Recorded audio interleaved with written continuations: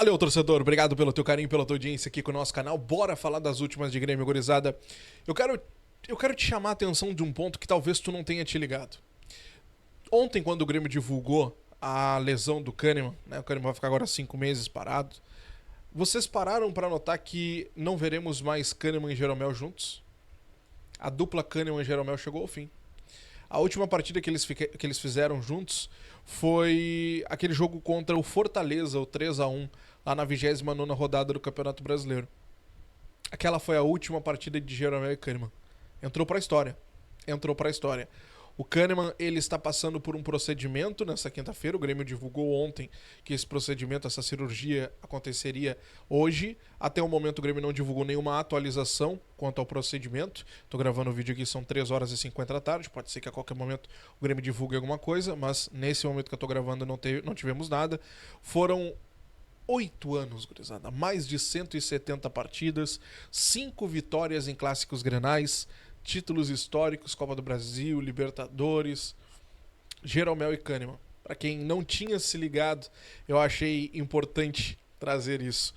O Renato ontem, inclusive, naquela entrevista que ele concedeu para a GZH, ele falou um pouco mais sobre a situação do Kahneman. O Renato, ele disse que o Kahneman queria jogar no sacrifício e ele tentou fazer isso. O Renato, ele revelou uma conversa que teve com o Kahneman momentos antes da viagem para o Rio de Janeiro. Vou abrir aspas aqui para a fala do Renato. Ele fez de tudo. Tive uma conversa muito franca com ele antes mesmo da nossa viagem ao Rio e me falou: vou fazer de tudo. Vou ficar aqui esses dias, vou treinar para estar à disposição para essa reta final. Para estar junto com o grupo, disse o Kahneman ao Renato. Aí o Renato segue. Eu agradeci, mas na volta ele foi treinar e o problema que ele teve de um lado, agora ele tem do outro. Então vai ter que fazer essa cirurgia para corrigir como corrigiu a primeira. É uma coisa que ele movimenta o corpo e dói muito o quadril. Fecha aspas para a fala do Renato. Bom, são 5 meses de recuperação. 5 meses. O problema é uma síndrome do impacto femoroacetabular. Foi isso que o Grêmio divulgou, tá? A lesão é a mesma que ele tratou há cerca de 3 anos. Só que naquela época foi do lado esquerdo. E agora o problema está acontecendo do lado direito. Inclusive o Grêmio já sabia que isso poderia acontecer porque é um problema genético. Então, se deu problema de um lado, poderia dar de outro. Até porque pelo tempo que ele ficou forçando o lado direito para poder segurar o lado esquerdo naquela época, claro que ficava forçando, uma hora dá problema. Então o Grêmio já esperava que o Kahneman acabasse sentindo isso ao longo do tempo. Faz parte. Então, 5 meses de recuperação, não teremos mais Kahneman e não teremos mais Kahneman nesse período, pelo menos, né? E não teremos mais a dupla Jeromel e Kahneman, a dupla histórica, que infelizmente agora já não atuam mais juntos. Quero falar com você sobre outra situação, gurizada. Ainda falando sobre essa entrevista do Renato. O Renato falou sobre os 2 jogadores da base que deverão ganhar oportunidades a partir da próxima temporada. Pode até ser que aconteça de ganhar oportunidades agora em 2024, mas tudo vai depender do momento do Grêmio. Se o Grêmio conseguir fechar a sua pontuação para permanecer na Série A e conseguir cravar a sua vaga na Sul-Americana, esses atletas poderão ganhar oportunidades. Eu tô falando do Igor Serrote, lateral direito, e do Thiaguinho. Os 2 jogadores estão nas graças do treinador. Os 2 atletas vêm sendo lapidados pelo Renato. O Renato disse isso na coletiva, na entrevista que deu para a GZH. Precisam corrigir alguns pontos, segundo o treinador. Só que o que chamou mais a atenção nessa fala do Renato é na questão do Thiaguinho. Porque o Renato, ele tem uma ideia de que se o cara tem muita qualidade, se ele tem técnica, ele tem que jogar mais próximo do gol. E o Thiaguinho tem isso. O Thiaguinho, ele tem essa habilidade toda. Só que o grande detalhe é que ele é segundo volante, e assim é que ele se destacou na base, e assim que ele vem se destacando. Só que o Renato entende que ele precisa jogar como meia. O Renato entende que ele tem que estar mais pra frente. E é isso que o Renato está pedindo pro pessoal das categorias de base. E é isso que o Renato está fazendo com o Thiaguinho quando ele participa dos treinos do grupo principal. Fazer com que o jogador jogue como meia. Assim como o Renato tentou fazer com o Arthur. O Renato tentou colocar o Arthur como meia. Não deu certo. O Arthur foi de segundo volante e todo mundo viu que o Arthur construiu aqui no Grêmio e foi parar no Barcelona. O Jean-Pierre, na mesma situação. Começa como volante, como segundo volante. Aí ele acaba indo pra meia e na meia acaba acontecendo tudo que a gente viu. Há quem diga que deu certo, outros acreditam que não. O pai do jogador mesmo é um, que protesta bastante, sempre protestou muito nos bastidores, dizendo, não, o GPR é volante, é volante. Claro que tem toda a história fora de campo também, que acaba envolvendo. Mas o caso do Arthur mesmo é um bom exemplo. Começou como volante, Renato tentou fazer ele meia, ele acabou voltando para ser volante, e aí a coisa decolou. Então, o Renato está moldando o Thiaguinho para ser meia. Ele se destacou como volante.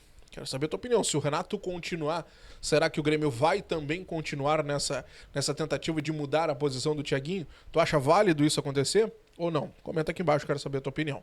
Mas fato é que o Renato está tentando. Bom, o Grêmio hoje pela manhã encerrou a preparação para o confronto contra o Palmeiras. Amanhã o Tricolor hoje pela manhã fez o seu último treino, tá? A ideia é manter o esquema de jogo que atuou contra o Fluminense, uma equipe mais reativa na velocidade. Durante a semana o Renato tentou corrigir 2 problemas que ele identificou na equipe, que era a transição rápida para os contra-ataques e principalmente a finalização. Há um diagnóstico de que o Grêmio produz bastante, só que chega lá na frente e acaba perdendo. E depois, em alguns momentos, o Grêmio tem uma lentidão na hora de montar os contra-ataques e perde chances, boas oportunidades. Então são as 2 questões que o Renato tentou corrigir durante a semana, e a ideia é que essa equipe vá a campo amanhã, tendo Marquezinho, João Pedro, Rodrigo Eli, Gemerson e Reinaldo, Vijaçante, Dodi e Denilson, Soteldo como aquele cara da armação, Aravena, Bright White, esse é o provável time do Grêmio para enfrentar o Palmeiras amanhã. Pavon não deve viajar, ele ainda segue com dores musculares e deve ser poupado, principalmente porque amanhã o jogo é em grama sintética. Um detalhe importante, o Pavon se recuperando durante a data FIFA, depois só voltaria a atuar contra o Juventude no dia 20. Dia 20, nós provavelmente não teremos Aravena, Soteldo e Vijaçante. Não tendo Aravena e não tendo o Soteldo, pode ser que o Pavon acabe retornando à equipe principal já como titular nessa partida. Vamos ficar de olho, ele vai ter esses dias aí, 12 dias para se preparar, para poder se curar dessas dores musculares que ele vem sentindo e colocar o físico em dia para quem sabe atuar até como um titular nessa partida contra o Juventude, tá? Vamos seguir, vamos falar sobre outra situação, porque o Monsalve, gurizada, foi denunciado pela expulsão naquela partida contra o Botafogo. Aquela expulsão, aquela cotovelada inexistente, na minha opinião, pelo menos. O Brum também reclamou bastante depois na zona mista, deu uma série de polêmica, aquilo, muito comentado depois, mas enfim. Fato é que toda expulsão gera uma denúncia e o Monsalve foi denunciado. Ele foi enquadrado no artigo 254 do Código Brasileiro de Justiça Desportiva. A punição pode ir de 1 até 3 jogos. O julgamento acontece na próxima segunda-feira, tá? Para nós encerrarmos, quero falar sobre outro assunto muito importante, mas antes eu peço que tu deixe o teu like aqui embaixo, se tu ainda não deixou. Por favor, ajuda bastante o nosso canal. O YouTube acaba mandando o nosso conteúdo para outros gremistas, então é sempre muito importante que tu deixe o teu like aqui, que tu me ajuda bastante. Valeu? Obrigado, então. Bom, quero falar com você sobre outra situação, gurizada, porque o Grêmio anda se movimentando para 2025 e você sabe muito bem sobre isso. A gente já conversou diversas vezes aqui. Mas fato é que o Grêmio está indo atrás de uma outra possibilidade muito importante.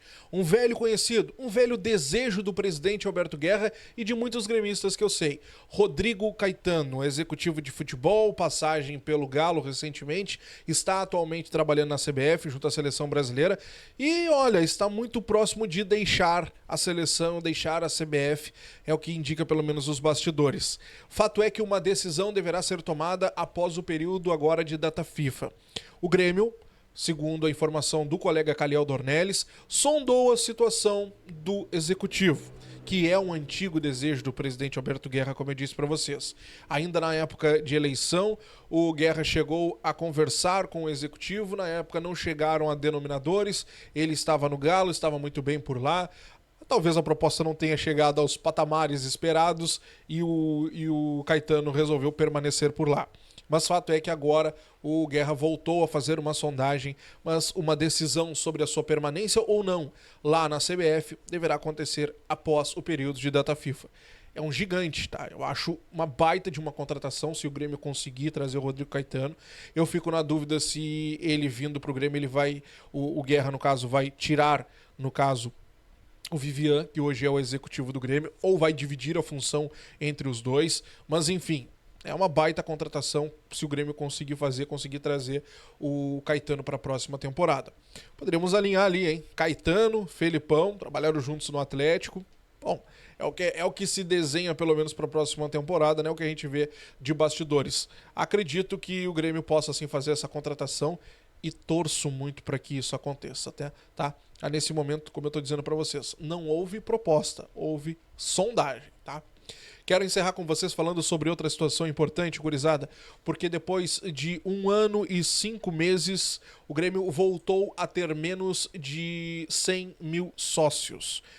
Em abril desse ano, o Grêmio chegou a anunciar estar chegando a 120 mil sócios. Chegou a 120 mil sócios, né? A gente pode colocar nessa história as enchentes? Pode. A gente pode colocar outras situações também.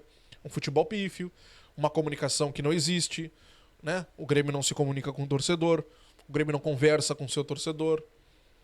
Dentro de campo, o principal resultado é um Grêmio que acaba se acadelando para outras grandes equipes, um Grêmio que, né, sempre com freio de mão puxado, um Grêmio que caiu para 2 equipes que, vamos lá, estão capengueando no Campeonato Brasileiro. Tudo isso é resultado. Hoje, gurizada, para vocês terem uma noção, nós temos 98.570 sócios. Esse é o número de sócios que o Grêmio tem hoje. 98.570 sócios. Resultado, né? O resultado tá aí. O resultado tá aí. É triste.